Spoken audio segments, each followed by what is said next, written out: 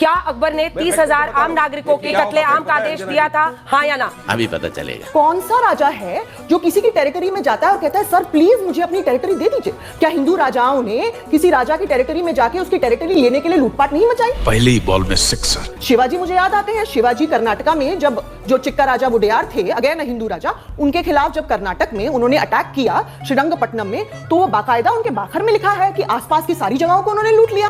फिर आप चोलास को ले लीजिए, कह दो कि ये झूठ है। छत्रपति शिवाजी महाराज और उनकी जो लेगेसी है उसको पूरा देश नतमस्तक होकर सलाम करता है। इसलिए मैं आपसे बस एक रिक्वेस्ट कर रही हूँ, कुछ भी ऐसा ना बोले ताकि लोगों की भावनाओं को ठेस पहुंचे। नहीं, मैं बिल्कुल फैक्ट्स पे बात बोल रही हूँ। फैक्ट्स से अगर किसी को ठेस पहुंचती है तो it's a very unfortunate thing. बात तो सही है। मेरा प्रश्न सिर्फ इतना है कि देखिए यहाँ पर भी राजा थे और सब अपना साम्राज्य फैलाने के लिए युद्ध लड़ते थे, लेकिन जब विदेशी यहाँ पर आकर आक्रमण करके यहाँ पर लोगों को स्लेव बना रहे थे या जजिया उनसे ले रहे थे, आप दोनों को एक तराजू पर कैसे रख सकते हैं? अभी मजा आएगा ना भिड़ो। सबसे पहली बात तो अगर विदेशी मारे तो वो ज्यादा गलत और देशी मारे तो कम गलत, ये मैं नहीं मानती हूँ।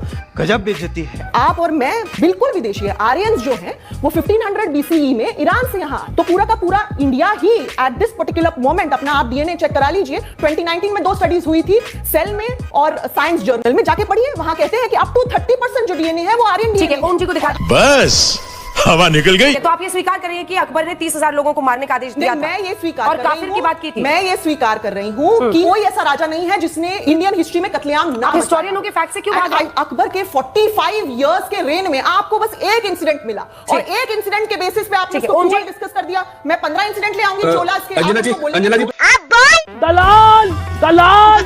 ये तो लेने के देने पड़ गए।